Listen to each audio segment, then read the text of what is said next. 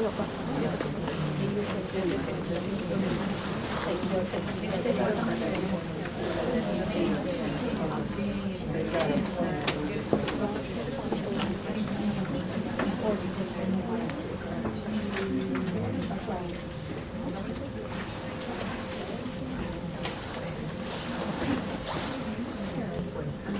morning, ladies, and do we have gentlemen here? Yeah, gentlemen. Yeah. Hello, everyone. I'm Carolyn from Taiwan. I'm the moderator for this event. This event, we would like to connect the education and economy because everybody knows education is very important for women, and also the economy is very important for every woman. So during this session, we will have some wonderful speakers will share their experience, some data so that everyone knows. Maybe not all 100% knowledge, but I think we can have some experience change here. And right now, let me introduce a little bit about the lead organizer here. I'm Carolyn. I'm from Taiwan. Have you everyone know Taiwan? Yeah. Please raise your hand. Yeah. We are quite famous right now for TSMC, right? The semiconductor industry. But you know, Taiwan actually from 1970 to now, we improve a lot. So if you have time, you can have your event or you can visit Taiwan. Because some of my friends, they're from Europe, they think Taiwan is quite improvement. When they go to our airport, they start and use Wi-Fi directly. That's good. And free, right? Isn't it? So people like that. And our food is also very good. We have lots of food. We have Taiwanese food, Chinese food, Italian food, Cantonese food, French food, any food. Also, we have Indian food, lots of it. So if you want to eat, you can also visit Taiwan as well. But if you like people, you see, Taiwanese people like me are very friendly. So we are warmly welcome you to visit our country. But today, our organization is Taipei Tenyuan Club. It's under BPW Taiwan, and also in the umbrella BPW International. I have to welcome lots of BPW sister here. Please raise your hands.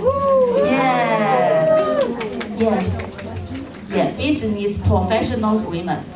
And we have another co-organizer called Taipei International Women's Club. That's one of my club. I used to be the president before. It's also a very good club. It's already 74 years old in Taipei.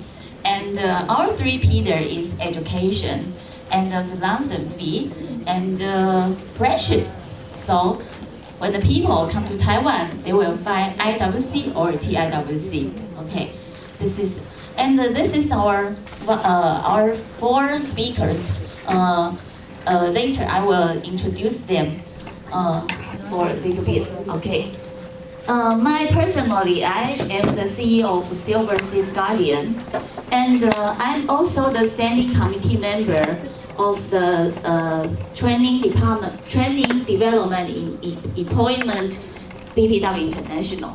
Also the coordinator of the International Affairs BPW Taiwan, and the president of TIWC, and also a member of board of directors WFWP Taiwan. We have lots of young friends from WFWP. Could you raise your hand? From 那个 WFWP 的，对，好，我们later I will let you know because they also have another 2 sessions in 13 and 14. So please come to see them. And the board of directors of TIWC Educational Foundation. And I used to be a banker. I used to work in HSBC before as a branch manager. Also the vice president of middle office. So I know the important, the economic situation to a woman. So that's why when I want to organize the topic, I'm thinking, when we review the Beijing 13, what's important and what's the things I can do more in this part? So I would like to link two of my expertise. One is the economy, the other one is education, because now I'm the owner of a consulting firm. So my job is to educate people how to improve their abilities to be a better one. So my slogan in my company is learning for future, meeting a better you. Could you read it again for me? Learning a future, meeting a better you. Right now we are learning is for a better future. Especially everybody knows the AI is coming. In 2014, I wrote an article. I hope everybody can understand the big trend will come, especially AI. You cannot ignore this trend. Because I am doing the investment job, I know the trend will totally shift our property, our money, and will attack your financial status. Okay, so economy is very important. And the trend is very important. But how do you know the trend? Because of the knowledge and the education. If you know more, you will understand what will happen now. If you don't know, you will just escape. You think, I don't need to learn. Then, maybe 20, 30 years after, you will know the world. You will find the world is totally different when you were young. I'm 50 years old now. Actually, the world is totally different when I was 20. Right? Before 2009, we don't have Apple iPad. My mother, she's 84 years old now. My mother told me, 20 years ago, she told me, don't let me learn computer. I will not learn when I was in my next life, you know? But after 2009, I always say, I very appreciate, thank you, Mr. Jobs Steve. He totally changed my mother's life. Now my mother can use Facebook. My mother's sister, right now she's 93 years old now. They always play Facebook in the afternoon. And my mother called me use live phone because my mother said, oh, when I'm surprising when my mother called me use live phone. But she said, I just said the shape like a telephone, so I just push it. Then I can talk to you.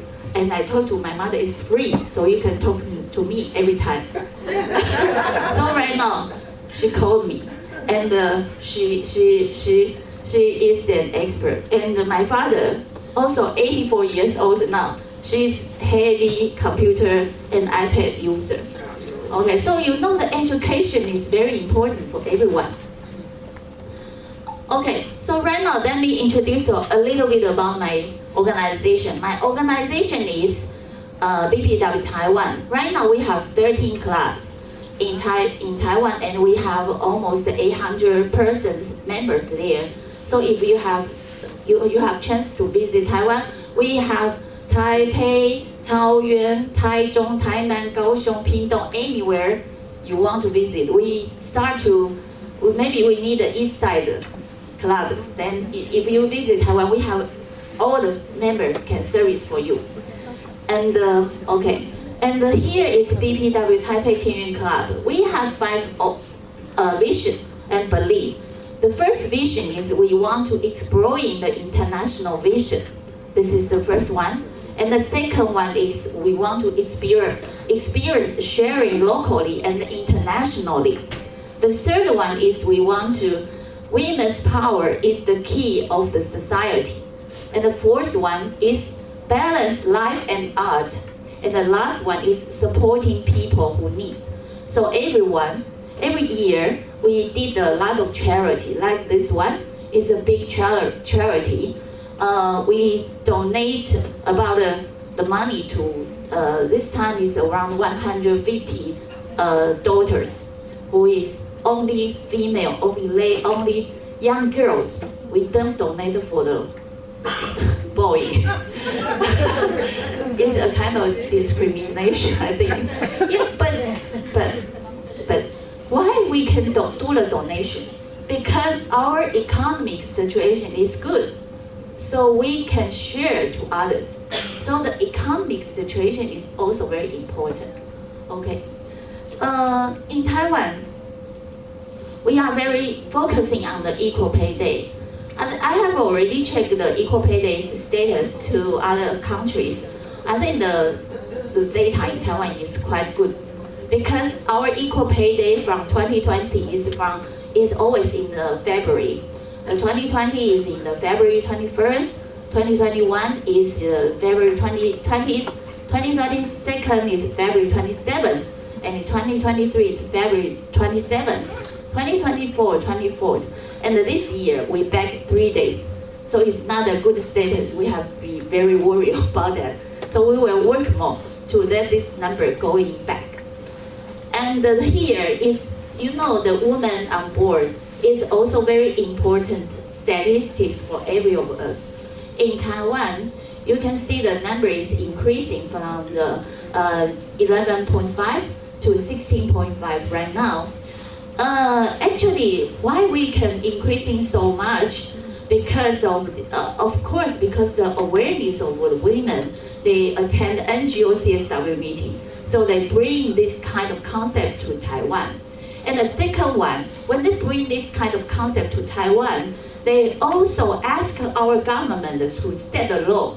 So right now, our government set this law and ask this ratio have to up to 13. So that's why we up quickly, okay? So when we're doing some jobs, we also have to deal with our government, then make a quick increase. Here is the higher education status among different countries. You see Taiwan, actually we have, this number is how many percentage women in different categories. Like the first one is in Taiwan, we have a very higher percentage, 72.3 in the college graduate, but lower in the PhD side. You can see lower than other countries. For example, in United States you have 55, but in New Zealand you have 52.5. But in Taiwan, we only have 33.5. So that's why we have Dr. Chien here.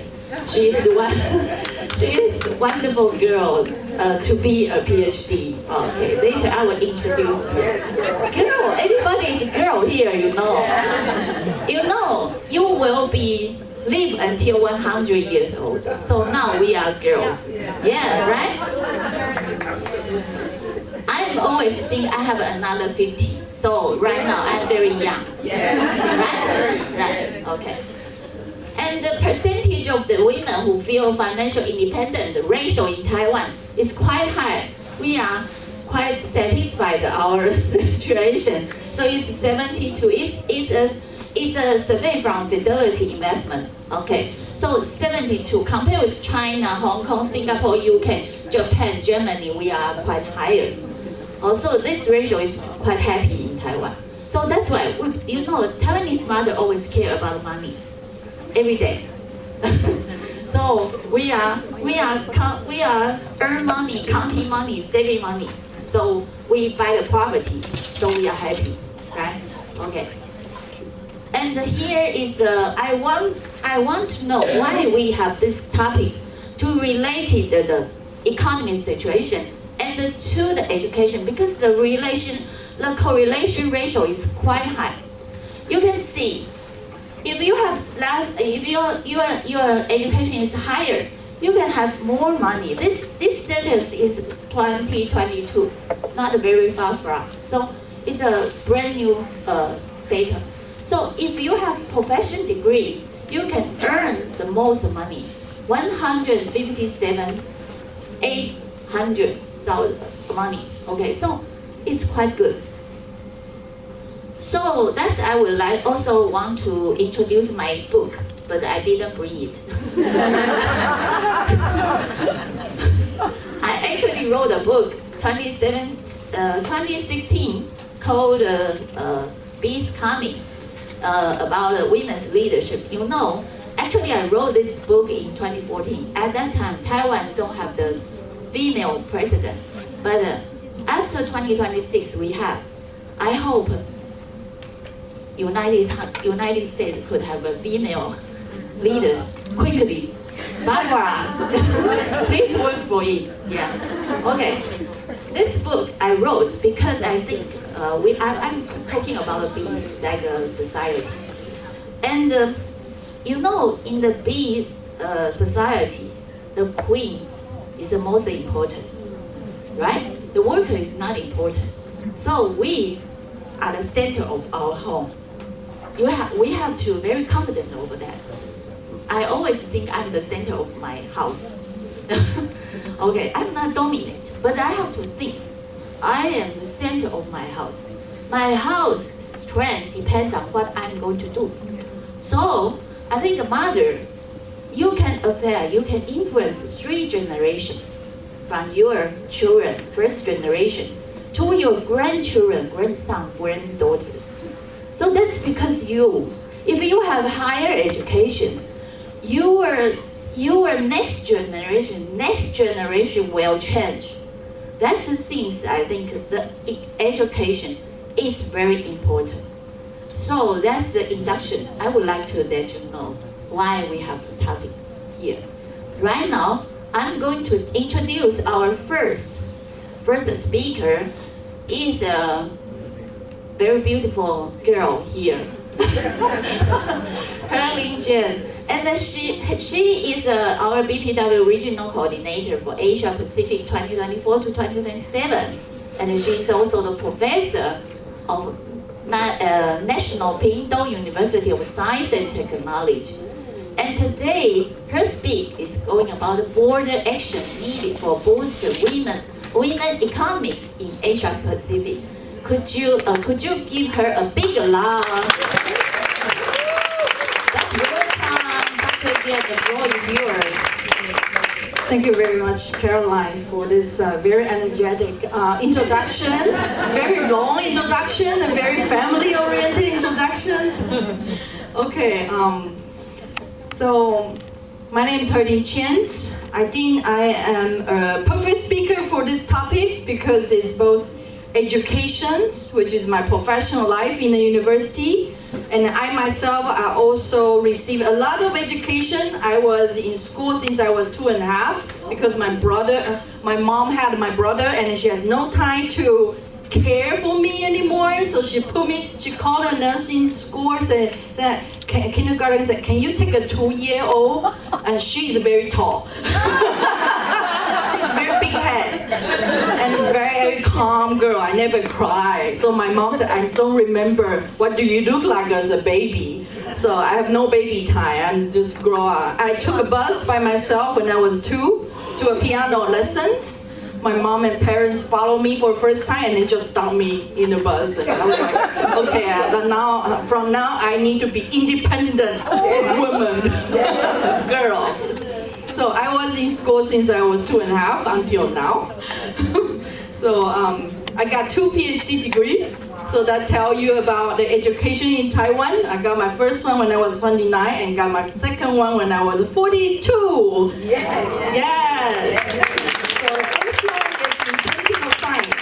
The moment my mom found out my PhD in political science, politics not for girls. I was like, why? I was already in there without her notice. Yeah. And then the second one is sustainability science, because learning is lifelong. I know that climate change, sustainability is a new issue. I need to educate myself. I got a PhD from United Nations University based in Japan. So that is my education. I'm also a board member, a female board member for Water Resources Foundation of the Ministry of Agriculture. And in that field, agriculture and water resources is the main field because it's civil engineering, water resources. I was actually one of the few board members actually the first time they invite a women's. So in that board member dinner, that's very strange because it's all male dominated, especially very senior board members. So I'm comparatively young, or I look young. Yeah, people keep confusing me as a student, so I'm happy to that, blending to the student in my first role of the seat. Always in the first week of the semester, they cannot find a professor. That's very funny. And then also in the BPW, Business and Professional Women, we are a very strong organization founded in 1930s, even before United Nations was founded. And we also are one of the pioneers to push for CSWs. And then so we are very active until now in more than 100 countries in the world.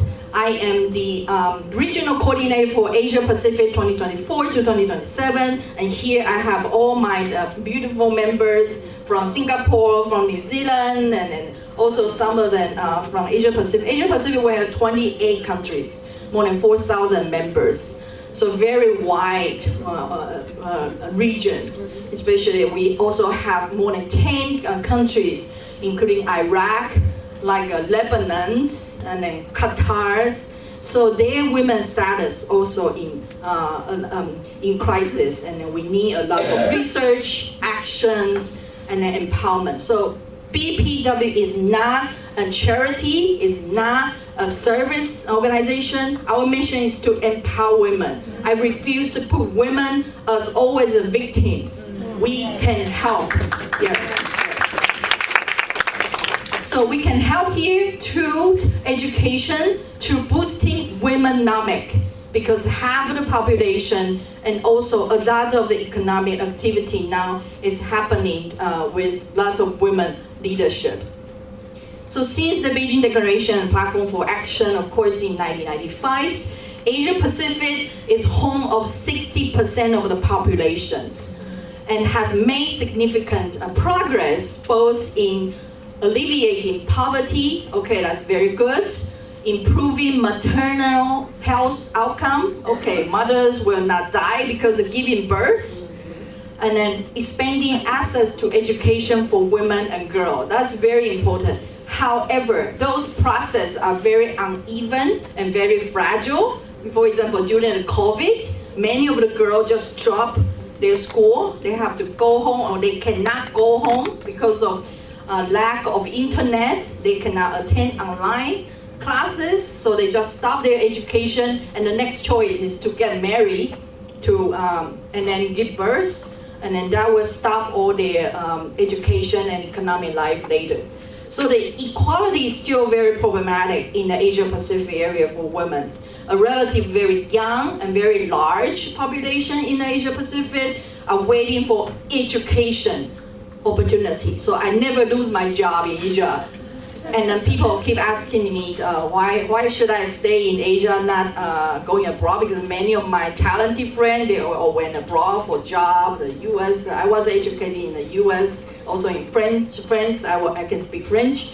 But I choose to go back to Taiwan, and then to the most needy place in the southern Taiwan, not the capital, because I know I can make money when it's needed, right? Yes, I have tons of students waiting for me to give education. I'm also dean for the international affair. My university have more than 200 university networking. So lots of university in the developing world, in the global south that need education opportunities. So I devoted myself into that. Second, barrier for women to participate fully in economic life are still there and very pervasive. So we are going to talk about these two elements. First one, education versus younger population in Asia Pacific. That's very problematic. According to UNICEF, which is just across the street or next door, yeah, education contributes to many of the Sustainable Development Goals, SDG. It will reduce poverty, of course, it drives sustainable economic growth, prevent inequality and injustice. Because if you don't know you are marginalized, you have no way to speak out for yourself, right? Lead to a better health, particularly for women and children. I also went to Africa 3 times to build school based on Taiwan's funding, and a lot of foundation to help girls And we just build school and water tank. Without water, girls' health is in jeopardy. Yeah, so water is very important, education very important. It helps protect the planet as well. A lot of climate change and then sustainable city initiative requires citizen participation. Citizen meaning including also women, half of the population in the world. So education also empowers children and adolescents. So these young generations, we have 56 of the young population worldwide. So that's more than 700 million people there. And then 1/4 of the world's children are actually in Asia. And then, so we need to reduce those gender gap, and then we need to fix this persistent learning crisis of those 35 million children based on either their socioeconomic status or geographical location or disability or ethnicity or language and gender, which is the topic of our CSW. I'm so glad that you didn't go to the opening, but choose here. Thank you very much. Yeah, we can still do good here. We can discuss important issues at various level, at very top level at the opening, but also very regional level here. So 20% of the children live in the learning poverty. So poverty is not only GDP. Poverty now is more diverse, including if you go to the city, lots of my students need to go to Taipei to look for a job. I tell them that's poverty because your living space shrink. I don't know, New York, my hotel is big enough. But if you go to Tokyo, when I got my PhD, room is very small. That's kind of poverty. Okay, learning poverty also another one. So we need to boost the children's very basic literacy, numeracy, not mentioning 21st century skill like AI, like others, because those require infrastructures, Wi-Fi, internet, and also tablets, etc. Those are how many of the years people are put schooling in Asia Pacific. So you can see Afghanistan only 2 years of school back in 2000, and then make some improvement. In 2020, only 3 years of schools. In Taiwan, it's mandatory to have 12 or 15 years. So that's the longest mean of the schooling. In Thailand, it's 9 years. So there are a lot of way to go. Also here, Japan 12 years, Australia, New Zealand here. So those are the more developed countries.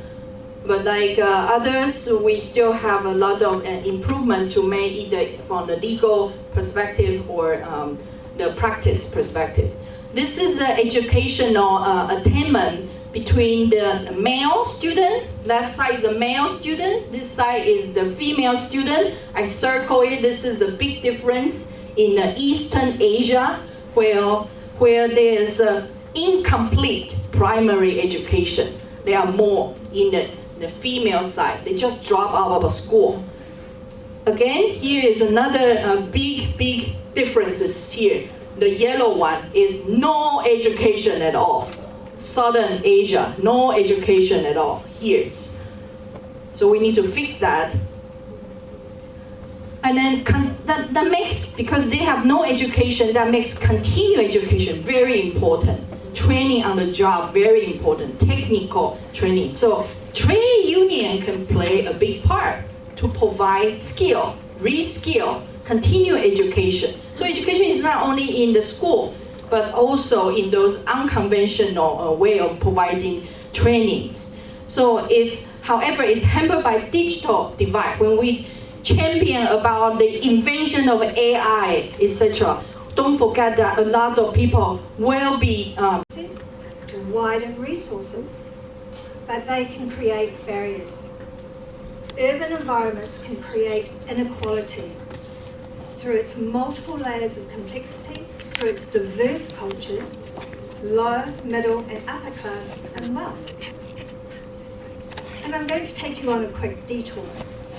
So this is actually in a place called Kirikiri Gorge. which is in a little place outside of Napier and Hastings in New Zealand in the North Island. And when Cyclone Gabriel hit, all the schools were inaccessible. And the only way that children could get to school was either by boat across the local river, and the farmers with trucks and tractors to actually get them to the school. But the strength and resilience of these young New Zealanders and their teachers had continued to inspire what education is all about. So rural environments, they have different access to education and learning. They are impacted with natural disasters for women and girls in rural environments, which results in damage to homes, higher domestic violence, and impact on health support. Breakdown of infrastructures and an inability to access via roads. For example, in the previous slide, one of the teachers will bike across country on an e-bike, which is quicker, it takes about 30 minutes than nearly 2 hours by road. The inability to access schools and communities, and no or limited access to communication. So, what do the impacts from low socio-economic environments create? Poor access to stable, warm, comfortable and safe homes. Lack of stability and permanent housing. High health issues resulting in frequent absenteeism. Poor lighting, water, heating. Access to regular and or healthy meals. Access to schools with more equitable funding and resources. Limited or no access to internet for study and research. Stigma and bullying. Poor infrastructure and services. So for example, there are cases where young people have come from social housing and they get bullied because they live in a social, or what we used to call state housing, but in social housing. They have their food, or what little food they have, stolen. They can be beaten up, they can have videos made of them. This has to stop. So, is education, is it equitable in low socio-economic environments? I'm going to take you through education inequality in Aotearoa, New Zealand. The Program for International Student Assessment, PISA, in 2022 data showed 15-year-olds' average scores in the PISA dropped a disastrous 15 points in maths to 479 points. Their science and reading scores fell just 4 to 5 points to 504 and 501 points respectively. And the gap between rich and poor students has grown. Key variables associated with inequality in literacy were being poor, Māori, and Pacifica, I should say, or male, which all are also highlighted within inequality in qualifications. In 2022, it was reported students from low socio-economic backgrounds had a larger drop in average mathematics achievement than more socially-economically advantaged students.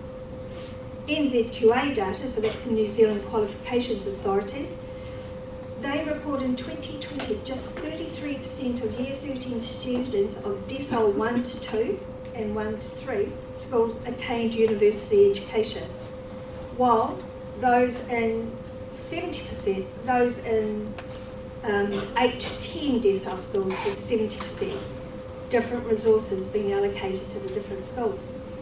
And the UE attainment by Māori and Pacific students was 34%, compared with 59% by New Zealand Europeans and 64% by Asian students. I'm pleased to say girls also attain UE at a much higher rate than boys, 60% compared to 47%. Decile rated schools and their impact.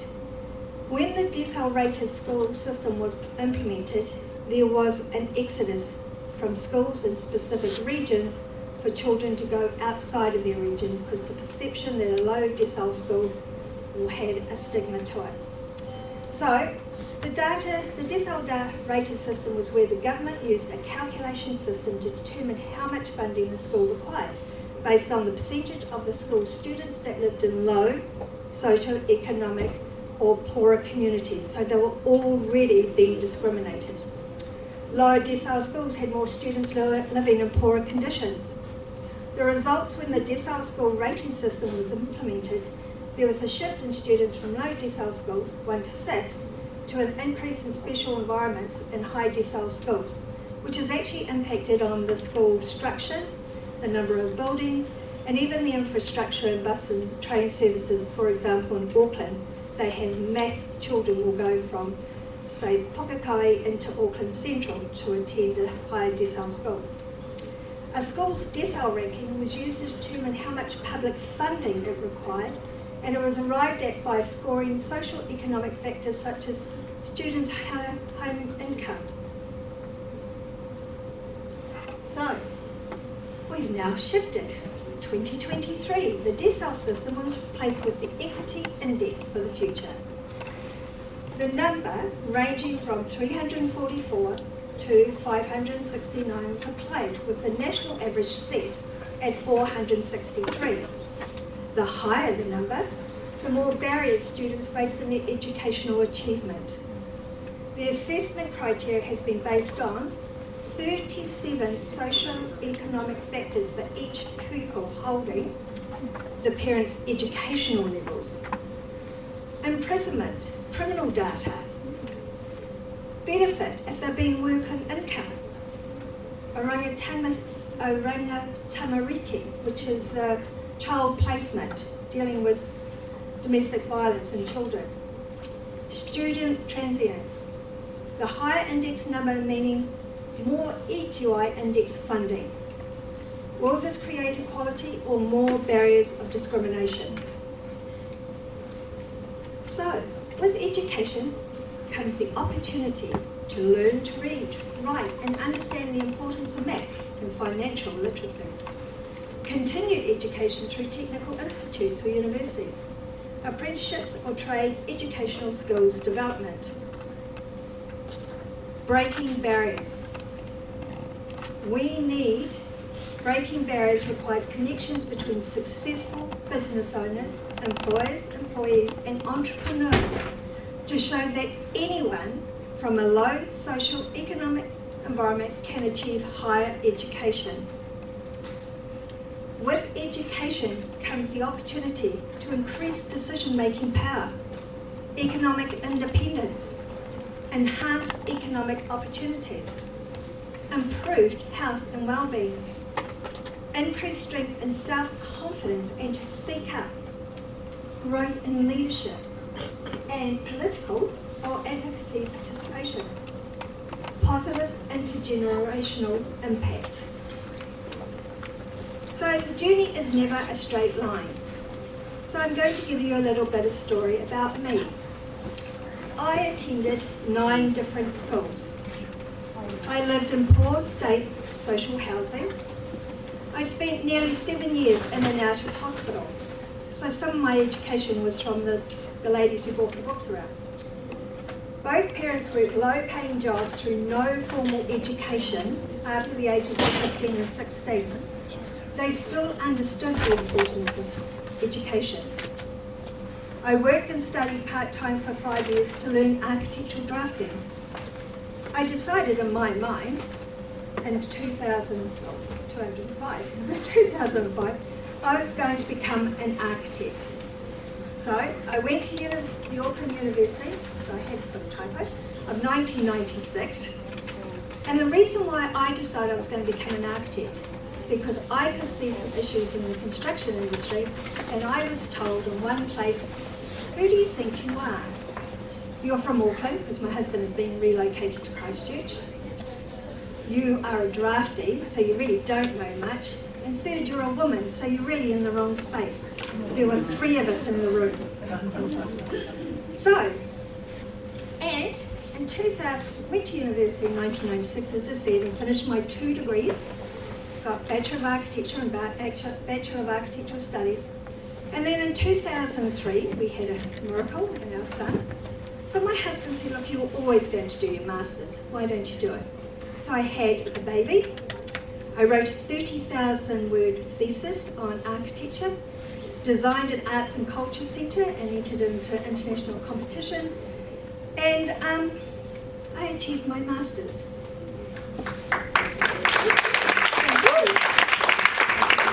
But one of the biggest achievements in 2007, I became a registered architect, one of 17% of women registered in New Zealand.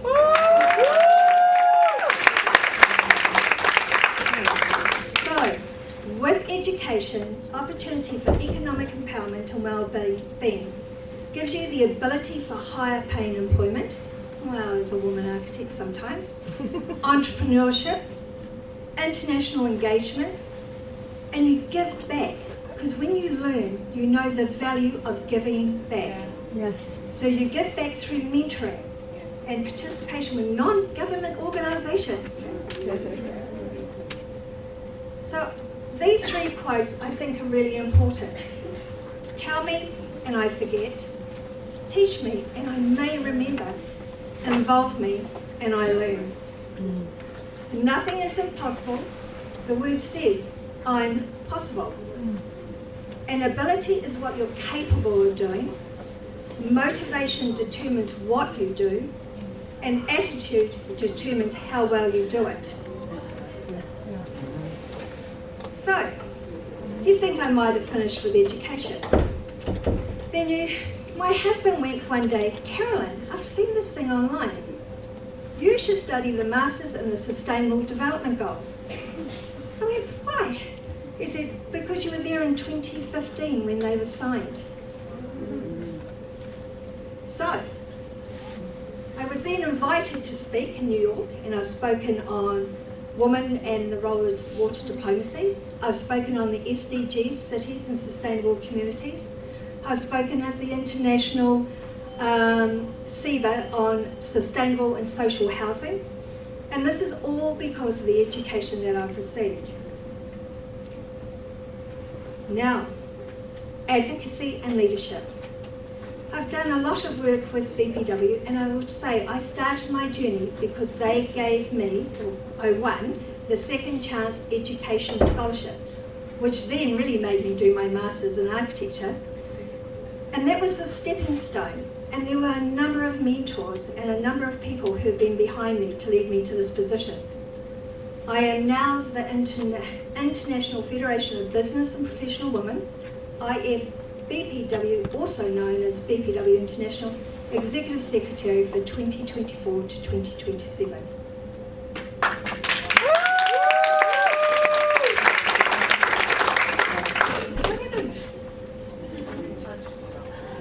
Obviously. Here it is. Thank you. So I want to leave you all with this quote.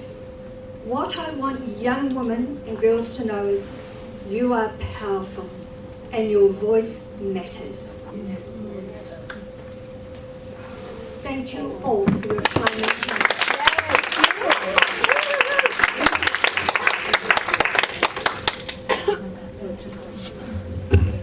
Thank you, Carolyn. And I think give her a big round. Yeah. I think she is a good example. If you want to learn, you can learn. And if you have goal, you can achieve it. That's a very good example, right? Okay.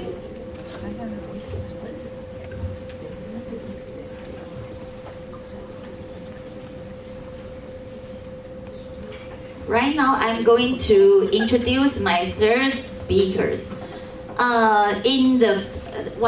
My first and second speaker, they have a very higher education, and I think the third speaker is also very high education, but her focus is in the life education, mental education. It's very important. When you are getting old, you will think how to maintain your life peace and do the life learning is very important. So Sujata, actually I call her is a brave woman because she always said, She was born in a wrong country. She always keeping finding which country is the right country. It's a journey for her. Do you want to speak? Do you want to hear her story? Yes. She is also the ambassador of the AMDA Malaysia and also against all arts, no retakes, no manuals, real life lessons. She's the author. And today she's going to give us a speech, Rethinking Education from Mindset to Empowerment Beyond Degrees and the Real Value of Education. Let's give a big applause to her. She just got a very good award. Later I will show you a picture at the end of your speech, okay? Okay.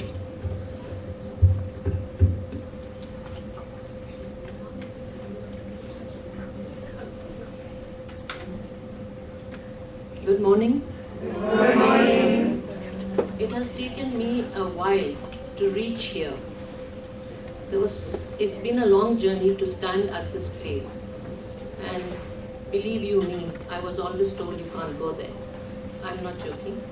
It's serious. Whatever I say is what I have seen in my journey. And just as it took me such a long while to get my voice being heard today, I'm going to tell you stories about people who may not and cannot reach here. So it is my duty to actually take the stories and bring it to you so that you may know real life stories about real life people and the challenges that they face. So this is my presentation, because what is the value of education and what is the true meaning of education beyond the degree and certificates that we hold? It's actually how you behave and how you operate. That is very important. You can have all the degrees in the world from the best of institutions, but how do you lead your life? Do you put down people? Do you bully people? Then what's the use of that education? I won't go into long this thing, but there are statistics that even world famous criminals came out of Ivy League schools, right? So that's the thing. Next one.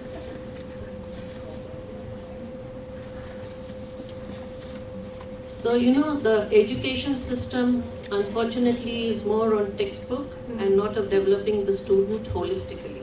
I mean, that's what I have seen and felt even in my journey and even in my children's journey. We still go to the textbook approach. You have to get the good grades and stuff like that. So I'm going to now share the story about two people, how education elevated a family's legacy beyond financial hardships. Kay's story. I may not say the whole names, but I'm going to give them just, an introduction. Growing up as the youngest of 7 siblings in a humble family, my life took a dramatic turn when my father passed away when I was 10. Our family struggled to make ends meet, and education beyond school was a rarity. My siblings and I learned typing and shorthand, aspiring to become clerks. However, my brothers and I re-evaluated our aspirations, focusing on supporting our family. So 2 of my brothers started educating themselves in technical and commercial domains through government-sponsored diploma courses. They traveled several kilometers a day, walking and cycling in winter and summer. We couldn't afford electricity, so our 10 feet by 10 feet house, built in the middle of large paddy fields, was lit by kerosene lamps until I completed my master's. Our home, surrounded by uninhabited land, was shared with wild insects and reptiles, including snakes, scorpions, spiders, green frogs, and other reptiles. We adapted to this challenging environment, persevering despite obstacles. Through government-sponsored diploma courses, my brothers took charge of their education, specializing in technical and commercial domains. Despite these obstacles, I became the first in 3 generations to graduate and earn a postgraduate degree from prestigious institutions with scholarships. A's family story. A's father grew up in a village architectural family facing resistance and financial challenges. He took control of his education, learning up to what is called the higher secondary school certificate, and joined the state police force.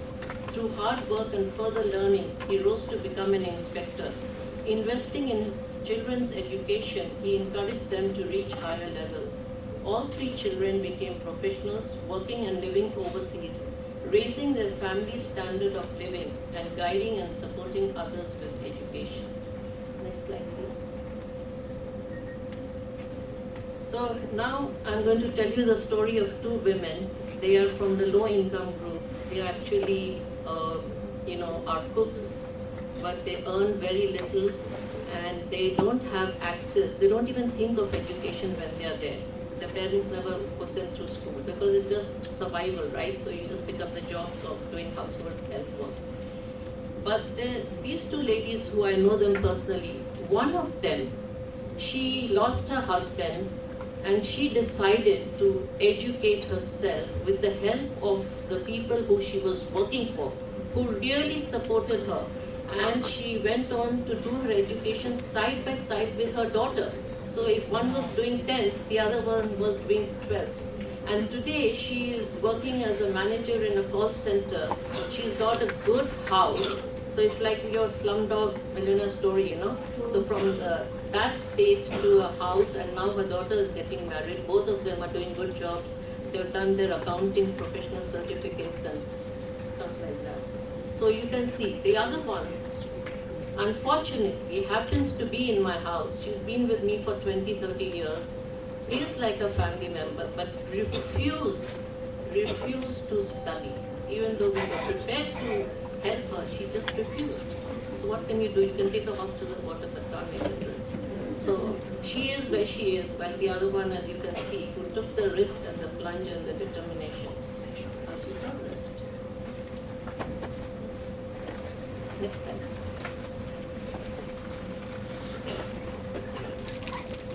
So I'm going to talk about this 40-year-old. My journey from being an average and disinterested student to pursuing higher education in my early 40s has been anything but linear. Yet I am a firm believer in being a lifelong student. After spending 18 years in the Indian entertainment industry, producing films, TV shows, YouTube content and commercials, I felt an insatiable desire for something more. At 42, I decided to complete my graduation, followed by a certificate program from UCLA and an MBA from Amity University, pursuing both simultaneously. When I decided to pursue further education, I was met with skepticism. Many people told me it was rather late in the day, that I should be content with my existing experience and skills. But instead of being disheartened, I was even more determined to pursue my newfound calling. I wanted to add to my practical experience, stay up to date with the current evolution of technology and practices in my field, and enhance my credibility as a professional. I was driven by a desire to challenge myself, gain new skills, and transition into a more corporate role. Pursuing higher education at 42 was not without its challenges. Balancing studies with my existing commitments was daunting, and there were times when I felt like giving up. However, the support of my family and friends, combined with my own determination, kept me going. The experience has been transformative both personally and professionally. It has not only broadened my knowledge and skill set, but also given me the confidence to pursue new opportunities. I've been able to leverage my educational background to transition into a corporate role where I can apply my skills and experience to drive business growth. In retrospect, I realized that pursuing higher education in my 40s was one of the best decisions I ever made. It has redefined my midlife, given me a new sense of purpose, and opened up exciting new possibilities for my future. I would like to say here, because a lot of people in this room have met this person. She happens to be my older daughter.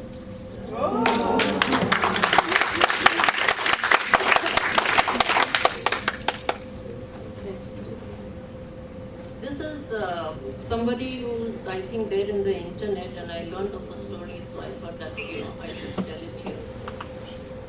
From shelter to scholar. As a Cambridge graduate and successful businesswoman, few would guess my tumultuous past. Growing up in Nigeria and later London, I rebelled against my strict upbringing leading to a downward spiral of drug use and homelessness. A turning point came when I was forced to confront the harsh reality of my situation. I found myself in a dark and dingy room considering sex work. The reality hit me like a ton of bricks. I thought, I can't do this. I just can't do this. The man's words cut deep. What choice do people like you have anyway? I knew I couldn't go through with it. A spark within me ignited. This is not who you're meant to be. You're meant for so much more. I ran out of the flat into the freezing cold Soho Street. That moment marked the beginning of my journey towards rebuilding my life. With the help of a woman's shelter, I began to get back on my feet. I enrolled in the University of Wales, Bangor, studying banking and finance, and eventually graduated with a first-class degree. A chance meeting with a Harvard MBA graduate changed everything. She encouraged me to apply for Cambridge MBA, believing in me when I didn't believe in myself. With her mentorship, I scored in the top 2% of GMAT exam takers and was admitted into the Cambridge MBA class of 2007. My story demonstrates the power of self-directed learning, autonomy, and resilience in overcoming adversity and achieving success. I now devote my career to helping others find their direction and create a life beyond their wildest dreams. Next slide. This is a lady actually who I know and stays in Singapore. Breaking barriers to find purpose. I was born in Tongan, South Africa, into a traditional Indian community. My parents valued stability and tradition, but I had a different vision. Growing up, I faced limitations and biases. Entrepreneurship was deemed too risky, especially for an Indian woman. I pursued science, becoming a medical technologist, and moved to Johannesburg for training despite initial family disapproval. I later brought my younger sister to live with me, exposing her to new experiences. Today, my sisters and I have achieved great success. My youngest sister is a certified ethics officer and global investigator, while my second sister is a delivery head in the banking and financial services industry. I transitioned from the laboratory to the pharmaceutical industry, becoming a regional director for a multinational company in Singapore. This career shift was unexpected yet pivotal. While working a weekend shift in the laboratory, I was approached about joining the pharmaceutical industry. Despite having no direct sales experience, I nailed the interview by leveraging my deep knowledge to better serve physicians and patients. Throughout my career, I continued to empower myself with certifications in marketing and sales, European leadership, and emerging African leaders. I've also obtained numerous certifications in healthcare, ensuring my knowledge remains relevant. Despite our successes, we remember our humble beginnings and the struggles of our parents. Our achievements are not just for ourselves, but for the generations to come. We hope to inspire others to forge their own paths despite their circumstances. Last slide.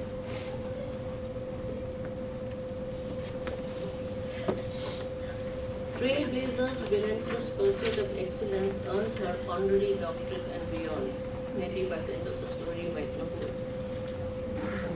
As a child, I watched my mother navigate the challenges of an arranged marriage. With only a school education, she married a bureaucrat who passed away at 40, leaving her a widow with 3 daughters. Due to her husband's position, she secured a government job to raise her children with dignity.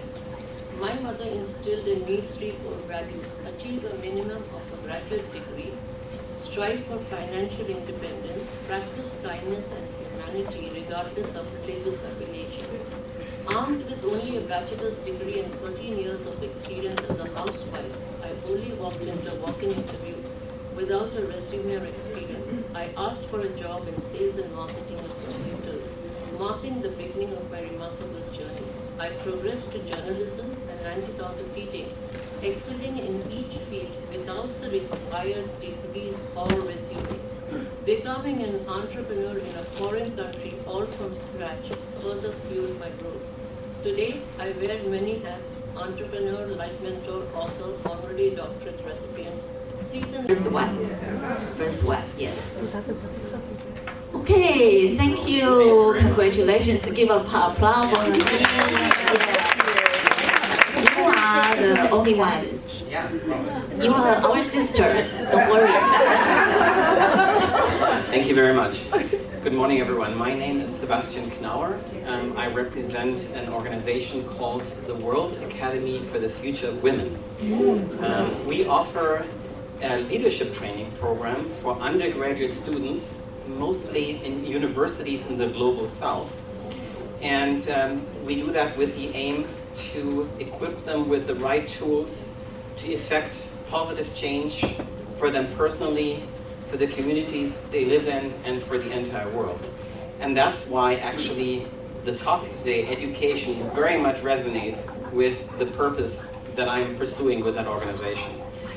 So my question is, I was very impressed with the statistics for Taiwan and the ratio of economic independence. And I'm from Germany, so I saw the opposite statistics, or the rank, the dismal rank. So I was wondering, especially to the ladies from Taiwan, what elements in Taiwan, in your educational system, or maybe in your university, for example, do you embrace that allows Taiwanese women to be economically independent? But yeah, maybe both of you. Yes. Okay. Thank you. Then Li Xian. Okay, Taiwan, because Taiwan we've been to, Taiwan was colonized before World War II by Japan for a number of years. At that time, our grandparents' generation were denied educational opportunity. Not many women receive education, well, in demand. So education, especially in the Chinese 5,000 years of the system, education is always the ladder to governmental positions. So we value education in our Asian Chinese cultures a lot. Okay, that is the first. Our cultural roots value education. And in Taiwan is actually the place that embrace the most traditional Chinese cultures of those 5,000 years. So in our historical records, or in drama, in TV drama, we always have this culture of receiving education. So even though our grandparent generation, they didn't receive education, they will encourage their kids. A lot of politicians now on the table, a lot of PhD, their mother are illiterate. My friend, their mother are illiterate. They cannot even read newspaper. So through education, but we change too fast. So even though many of the women now in Taiwan receive education, our birth rate is very low because we cannot balance the economic life and family life. We devote too much. We sacrifice too much. And then the generational gap is still there. The mother who didn't receive, or the grandmother who didn't receive the education, the mother-in-laws, place a lot of family duties still on the women. So career women have to choose.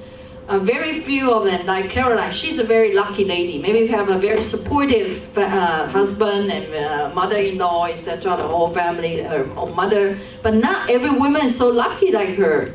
Yeah, we have to pick and choose. That's why birth rate is very low in Taiwan, in Japan, in Korea. Very, very low. Yeah, Singapore, Hong Kong.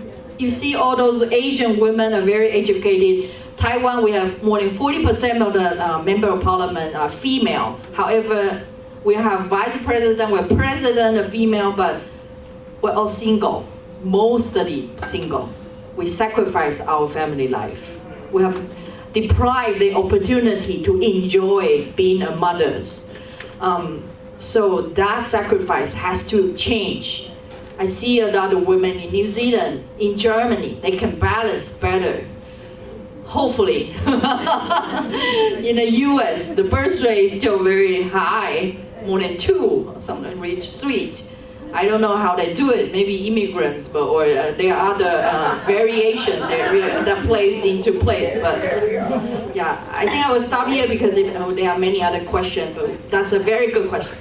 I am the representative of Taiwan. I have a daughter. Later. I have a daughter. I have a husband. I have a father, mother, and father-in-law, mother-in-law still alive now. So I'm very lucky, but not everyone is so lucky as me. I'll show you a little. I prepared the question.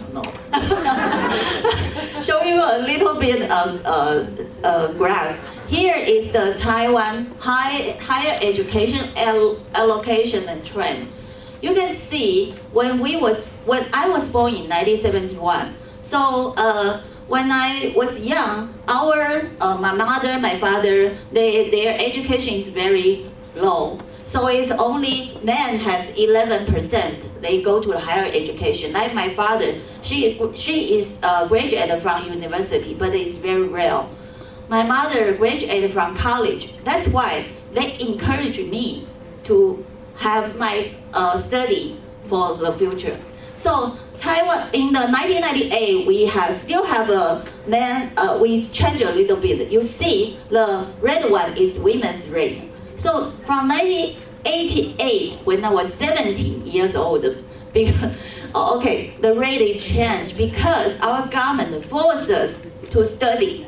We have, in my generation, we have 9 year must be study, mandatory study, yeah. But in my daughter's age is 12 years mandatory study and for free. So you see the ratio is changed right now. So now we have a higher education, the population in women than men in Taiwan. That's Taiwan. Just want to show a little bit status to you. Thank you. Okay, who is the second one? Okay, the lady, yes? Sorry, only one microphone. This is a gift to you. Thank you. Hi, everyone. My name is Solange. Ngavide. I'm originally from the Democratic Republic of Congo, but I was born and raised in a refugee camp in Rwanda. And I love the topic of education because I believe that if it wasn't education, I wouldn't have been here today. And I just want to highlight that in marginalized community, there is no link between education and economy. And I'll say why. There is education, but there is good quality education and low quality education. So those who can link education to economy are those who have gotten the good quality education. In my community, you go to school, of course, in a refugee camp. If you're lucky to go to higher education, you graduate, you come back, you volunteer in a refugee camp, and they pay you maybe $20 per month. Now, if you have siblings, they're like, if my brother went to school in higher education and is coming here to volunteer, why would I go to school? So my question is, what strategies do you think can be implemented to make sure that it's not just in high-level spaces, but also like the economy is also localized in those marginalized communities? Thank you.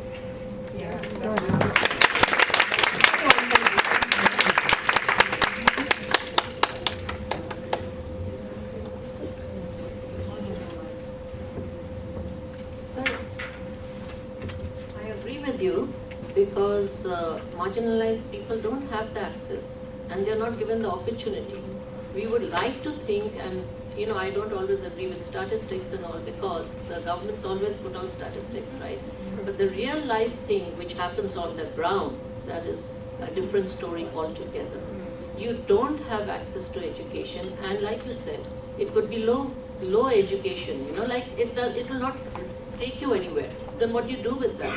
And when economic survival is a matter of priority, education takes a backseat in many societies, in many underdeveloped and so-called developing countries. That's why I say I was born in the wrong country. Any questions? You led them. Thank you. Thank you. My name is Bettina Borisch. I'm the CEO of the World Federation of Public Health Associations. And I think we all agree about the importance of education. We for me, I have the question, what do you think? Should we educate boys and men to live up with women who are educated as well?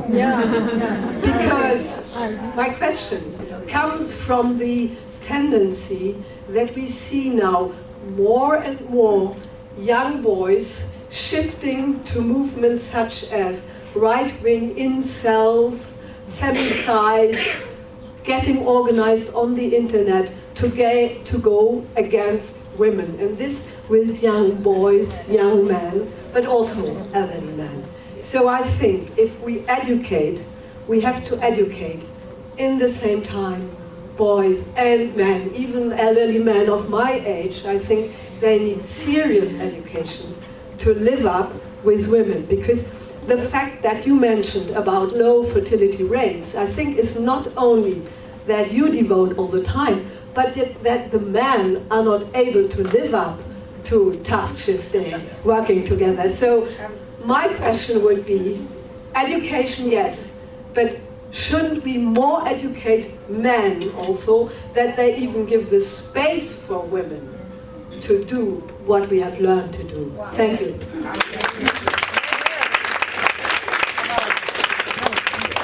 I'm going to answer this one. And the reason being, and I might stand up just so people at the back can see me. I'm going to tell you a case study. My husband was raised by a woman, by a very strong woman, and men that respected them. So he was raised in England, he was born, there's a bit of an age difference between him and I. So he was born during the Second World War. And he can remember his grandmother standing outside, shaking her fist and telling people they weren't going to let them lose their homes. But the other thing his grandmother and his mother and his father had taught him, and his grandfather as well, women are respected. When you get married, you are not marrying someone to do your housework, to do your cooking, to sew and iron. You're marrying a partner for life, someone who is of the equal mind and equal opportunities. And I have to say it was my husband who's actually given me the support through education. And we've applied those same rules with our sons. And our sons have always stood up against bullying. They've actually got into trouble because they've stood up against bullying, both when they're protecting young girls and young guys in their schools. But they've said, we know the value of an individual, of a human being. Yeah. And we are talking about human beings. It doesn't matter if it's male or female. So I agree, the education. So we need to bring that education in for guys to all understand that we're all partners in life. Yeah. Thank you. Yeah.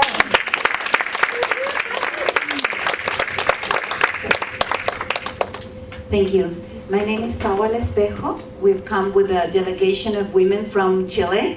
We're a lot of us here, raise your hands. All the way from the Women Economic Forum Chile. And my question is addressed related to AI. We heard about the digital divide, and we know the access of internet is crucial. And how do you see this new age of AI within the education and the power of women? AI is great because I see as an equalizer as well, setting aside the digital divide. Because the big difference between men and women is our physical strengths. Women are more fit for like being a soldier in the old time. Now even the war is a digital war. Now women can be soldier as well, but in a different form. Yeah, we can control drone, we can control satellites. More women can go into IT. We can just use our phone and then do our job, and then also provide more flexible. Okay, yeah, we can do it better with AI. AI can help us to have a stronger arm, maybe a machine arm that can help us, boost us, but I don't know a machine arm will help in the future. maybe just a phone will help us, or a robot can help us.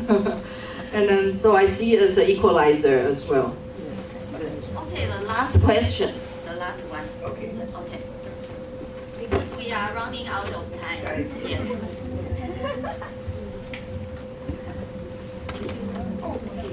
Thank you. My name is Frida Same, and I came with my sister, who is BPW Carolyn. And my question is for education and economic. My country is very small. It's like Taiwan. yes. So the thing that we have is in our rural places, we can access school, but they are very far away. So the kids have to work and to walk. So we have that problem of gap that you talk about between rich and poor. In cities, we have good schools, but at the same time, the women are still not in that position. In rural world, you can find a lot of very strong-minded girls, but they don't have access to what they need. How do we bridge that gap? What do we do? Thank you. Okay, I'm going to give you another example that might help in this. I did some research when I was doing my master's actually on the Sustainable Development Goals. And in Papua New Guinea, in some of those areas, they're really isolated for the villages. And if you can imagine in a country with something like 186 different dialects, you can, yes, yes, so you can relate to this.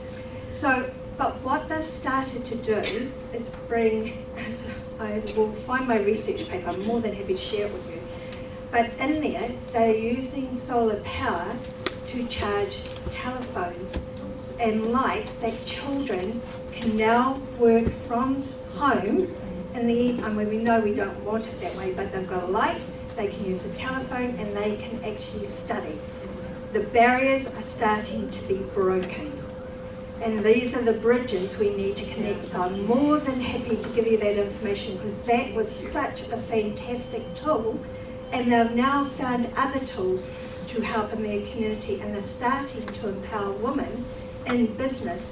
They can even get on their telephones to find out what's happening before they send their own food products to sale. So there's ways. We will make it happen. Okay, I just want to add, learning from phone is very good, but what if they don't have Wi-Fi and an infrastructure there? There's one new invention called low orbit satellite. So low orbit satellite phone will be available very soon, and then you just need some multinational corporation to fund those in those areas to help them. And then in the future, I think we can bridge this with the help of technology. Okay, the last one. I would like to give you the one I like, the word I like from the Estee Lauder ladies. I never dream about success. I work for it. So if you just want to work for it, you will achieve your dream, I think. And the second one is she's from Taiwan. It's Lisa Su. It's the CEO of AMDA. She talked to our young students, be very ambitious for what you want to do, and really seek people's advice to go on your path, and you will be very, very, very well. So I think education is a long way. Like I show you the Taiwanese graph, we even more than 50 years achieved the result right now. So for the countries, maybe you are not in the very high percentage of education. I think we can work on it. Can we? Yes. Yes, please. And at the end, I would like to borrow some your seconds to thank you our speakers. I'll give them a big carriage to them. Okay.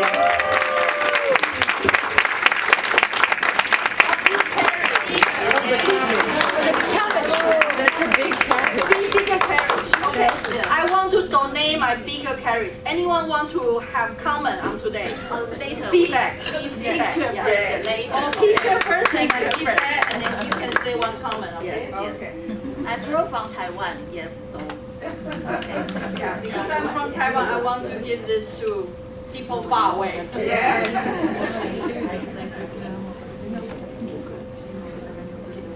Okay, one in the middle. All of you, do you want to take a picture with us? Yes. So that way. Oh, one first, okay.